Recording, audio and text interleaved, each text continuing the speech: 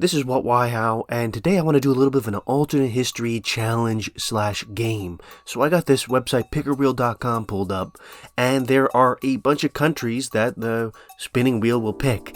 And my challenge for myself, that I'm forcing myself to do, is that I have to explain how the country the wheel picks could possibly become the strongest country in the world in an alternate history timeline. And by the way, if you want to support the channel, you can do so on patreon.com/whatwhyhow. Okay, let's spin the wheel.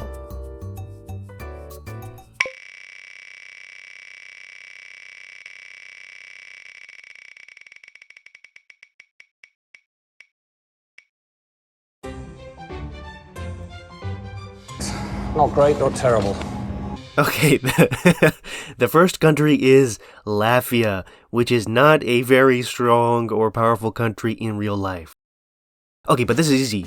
So the Latvians are, if you don't know, on the Baltic coast. They're pretty close to Russia.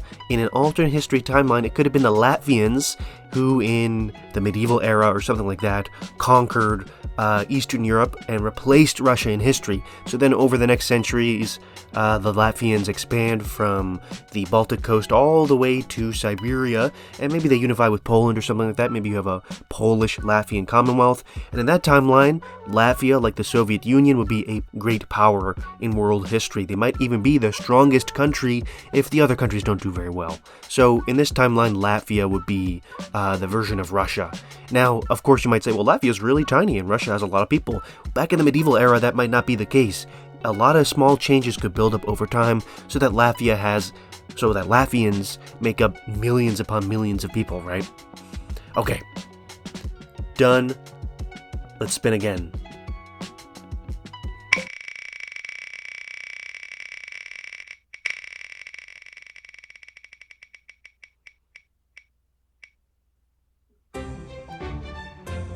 Okay, they're not giving me easy ones.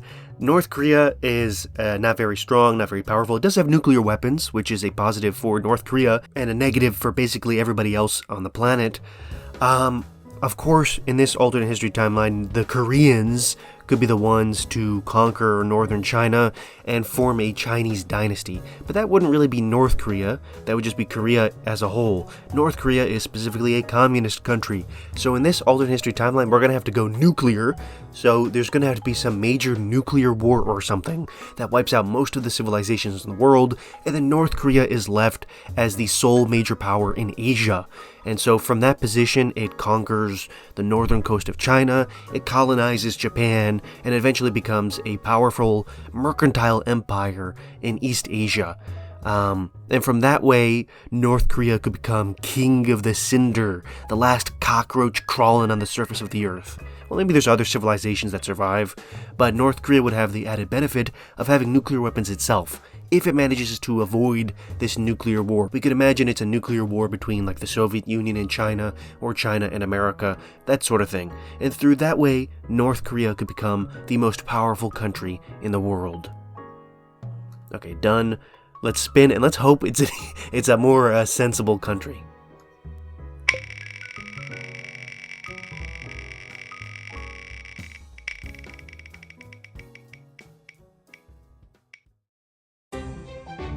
Oh my god.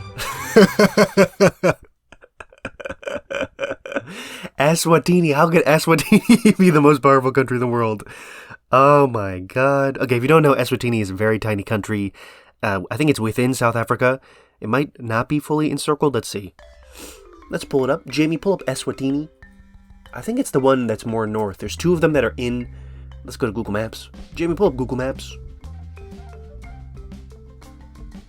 Yeah, okay, so it's not completely surrounded by South Africa. It does have a bit of contact with Mozambique, which I'm sure it is grateful for. Lesotho is the one that's stuck in the middle of South Africa.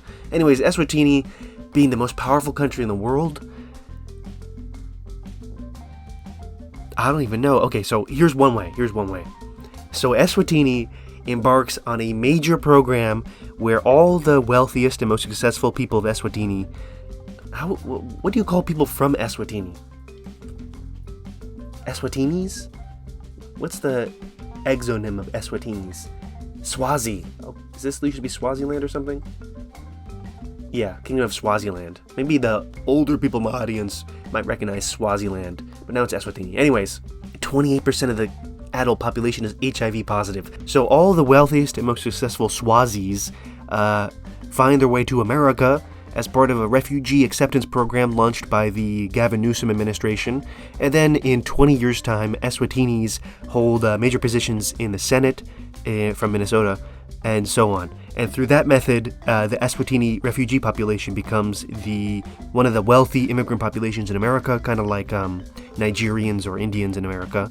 And through that method, Eswatini becomes the most powerful nation in the world. That's the only possible way. I'm sorry, Eswatini, but maybe I failed this part of the challenge. Okay, spin.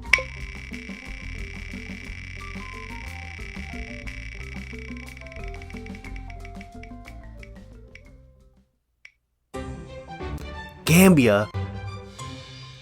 Oh my god. They're really putting me through the ringer. So if you don't know, Gambia, which should be the Gambia, by the way, I don't know why they didn't do that, is a tiny country in Western Africa. It's basically along a river. Used to be a British colony, I'm pretty sure. It's not a very wealthy country, not a very powerful country, unfortunately, for the Gambia. And so, I don't know how to make this the most powerful country in the world. Maybe they discover some... is it close to the equator? It's not that far from the equator, I think. The equator runs through Equatorial Guinea, so it's a bit far. Okay, so here's my proposal. The Gambia, in 200 years' time, manages to find the... Okay, so in 200 years' time, the Gambia manages to successfully accomplish a bid to build the world's first equatorial space elevator. Because it's close to the equator, that means a space elevator which will swing around the Earth, basically. That's how it works. The Gambia would be an excellent place for that for whatever reason. Maybe it has a puppet regime controlled by a corporation, so that way when they build the space elevator in the Gambia, reaching up towards orbit, the Gambia becomes the most powerful country in the world.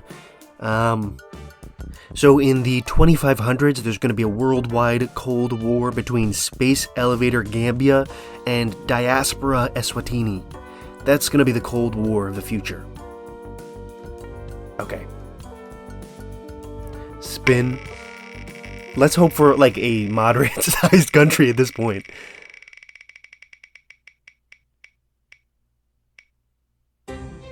Mali. Oh my god, they're really sticking me. Okay, so Mali. How would Mali be the most powerful? If you don't know, Mali is another West African country. It's a bit bigger.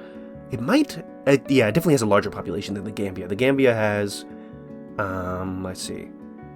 2.5 million. Mali, I'm going to say probably 10 million. Let's see. Am I right? 20 million. I was half. Dang, sorry, Mali. Anyways, Mali is a West African country. I think it is in the middle of a civil war still between Islamists in the north and I guess non-Islamists in the south. Yeah. Well, I guess the Tuareg rebels and also probably Islamists are involved as well, I believe. Yeah, so they're in a civil war. They're not doing very well. It's a Sahara country, so it's pretty deserty in the north. The south is more Sahel. Okay, here's how you do it. Ready? So Mali has a lot of sunshine, a lot of desert to cover, and so they sign a lucrative contract with a company to build the world's largest solar panel farm. And through that, Mali becomes the world's center of electricity production, especially when oil runs out for whatever reason. Let's say we reach peak oil or something. And then from there, it's just downhill. So that the only sources of electricity are nuclear and solar and hydraulic, I guess. But through that method, Mali can become the world's #1 power energy producer, kind of like Saudi Arabia. I mean, Saudi Arabia was a backwater 100 years ago. And so like Saudi Arabia has lobbying groups in the West and other such ways of influence, Mali could also become very rich through the power of solar energy. And that way they can, form lucrative alliances with the European Federation and the North American Federation or something like that. And Mali will become the most influential country in the world. Powerful. I mean, it only has 20 million people compared to that's like one province in China. I think one province in China actually has 120 million people. So one province of China is 5 times, did I do the math right? 6 times larger than Mali. But maybe through the power of the sun, Mali can triumph over space elevator Gambia and diaspora Eswatini. Okay, let's hope for an easier one. Spin.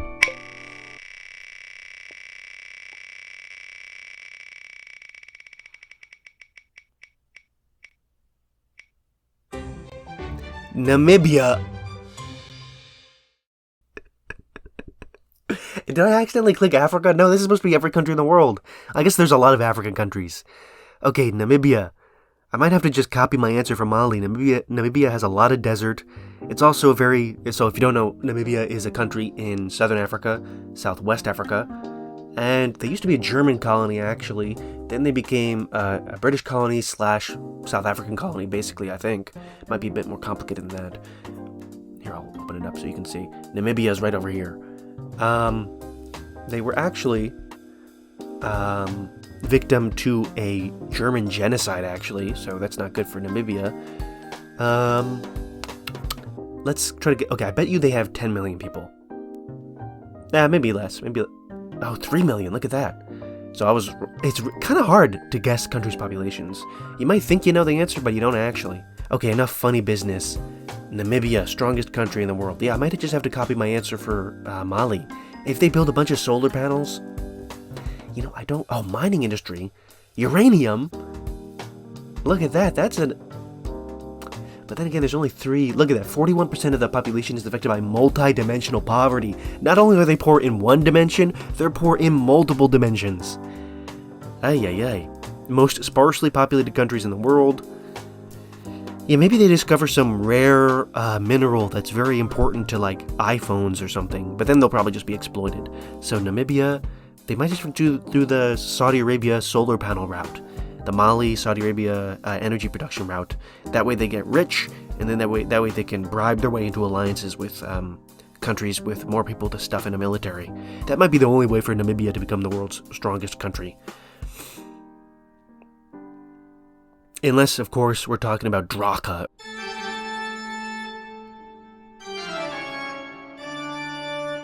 The new alternate history fans might not know what Draka is. Draka, I haven't read it, but this is an old meme, where basically super apartheid South Africa, conquers all of Africa and becomes like one of the most powerful countries in the world, based off of super apartheid, super South Africa domination. Look at this map. So maybe if we call Namibia Draka, maybe the Drakans are based in Namibia instead of South Africa. Maybe that's one way. Does that count? It's not really Namibia then. I don't know. Okay, we're gonna do a couple more. Why not just keep going? But first I'm gonna have to pause because I have to do my laundry. Okay, I am back from the laundry room and I am ready to move on past the unfortunately poor, unfortunately not very powerful African countries. Let's hope we get a country that would make more sense to be the world's #1 power in the world. Oh, by the way, okay, so if Namibia, for whatever reason, becomes the capital of an African Union or something like that, and then they federalize, maybe Namibia would then be the most powerful country in the world as, the core of an African federation in the far future, 2200s or something like that. Maybe that's one way. That's what I thought about. Okay, spin.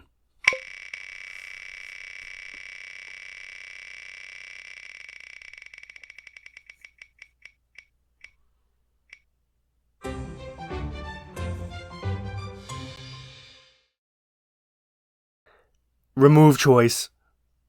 I have removed Mali.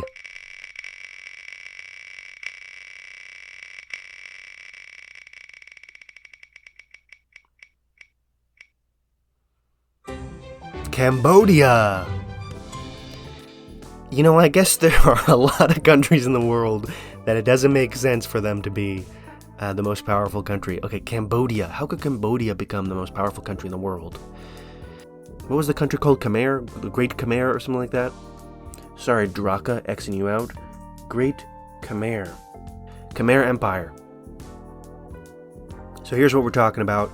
Not a insignificant country, but not a very powerful one either. So if Khmer, from 900 AD to whenever, settled Indonesia, if they became a powerful trade empire in the region, then maybe they could be a center for technological progress. Doesn't help that it's a very tropical, hot environment. That's probably not very good. But in any case, they could develop a strong, literate society with the ability to communicate scientific advancements down through the generations. And then through that method, they become, a sort of economic, mercantile, technological center of the early modern period, right?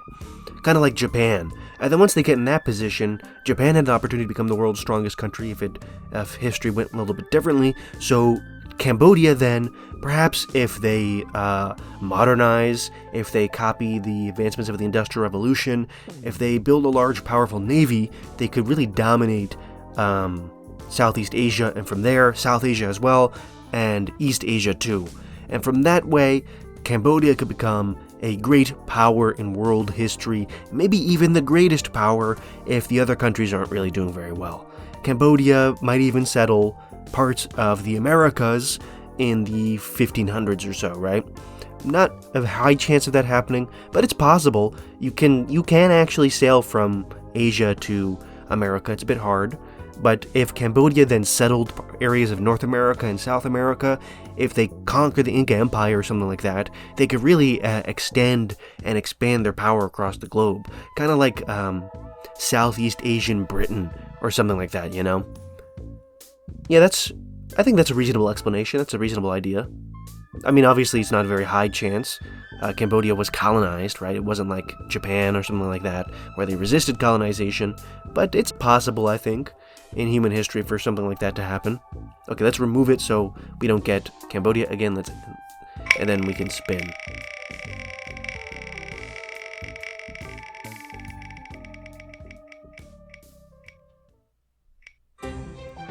Lebanon. Okay, how could Lebanon become the most powerful country in the world? That is a tricky one as well, because Lebanon, unfortunately, is not a very powerful or rich country. Okay, here's a bit of a cheat answer. Do I want to go that route? Okay, the route I'm talking about is the Carthage route. So if you don't know, the Carthaginians, the people that, Rome fought, they came from the Levant, including, I think, parts of Lebanon. So if Carthage did very well in the Roman wars, in the wars against Rome, then maybe Carthage could become the Roman Empire of its day. Now, of course, there was a bunch of reasons why Rome won and Carthage lost. Carthage was a more mercantile empire. They didn't really have a lot of people. So Rome could afford to lose a bunch of battles, whereas Carthage could not, and that's why Rome won. But if Carthage, did a bit better, then maybe they could have really defeated Rome, maybe if Rome made a gigantic mistake or something like that, and that way Carthage could become, the most powerful country of the Mediterranean, and, the replacement for the Roman Empire in this timeline. Sorry, I just hit the mic. The replacement for the Roman Empire in this timeline. And through that way, Lebanon, which is the origin of Carthage, could become the most powerful country in the world. Now, of course, there's some other ways. Maybe there's a powerful Muslim empire during the Arab Golden Age that's based in Lebanon. That's not too crazy. I think Saladin, where was Saladin's capital? I think it was in Syria or Jordan or something like that. Aleppo. And what is Aleppo? Yeah, you can imagine an empire based in Lebanon conquering the Middle East in the medieval ages, right? A powerful Muslim empire based in Lebanon. Now, that kind of goes against the challenge a little bit because it was supposed to be modern day in the modern world, the most powerful country. So maybe in this alternate history timeline, the technology just doesn't advance, and you have grand empires still that resist nationalism, which might not exist very much, and that way you could have a powerful Muslim empire that rules over most of the Middle East, and that Muslim empire might be based in Lebanon, right? And that way Lebanon could become the most powerful country in the world. Okay, remove choice. I haven't gotten any European countries, isn't that interesting? Or Latin American.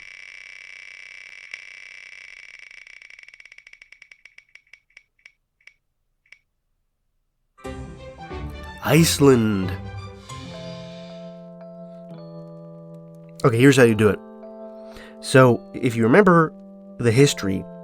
Norse Vikings traveled from Scandinavia to Iceland to Greenland to North America around 1000 AD. They didn't really last long in North America.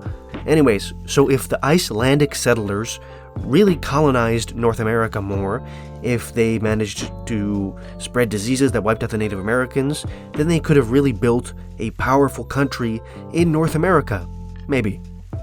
And then that North American country, which is the heir to Iceland, the continuation of Iceland, would then become a powerful country. And then Iceland, by the way, would be a stop on the route from Europe to America, so there's trade power there, and then Icelandic people would become the most powerful country in the world through their colonization and settlement of America. So Super Viking Iceland is how you would do it. Remove choice, spin.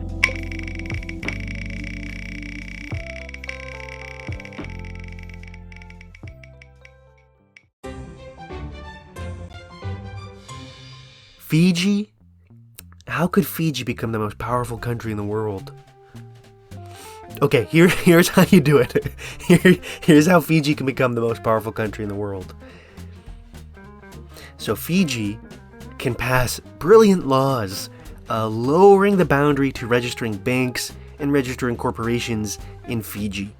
They have no corporate tax, they become a tourist haven, and of course, a tax haven for corporations and banks and all sorts of things. So that way Fiji is where all the most powerful corporations and businesses in the world that want to escape taxes in America or Europe, they all base their HQ in Fiji.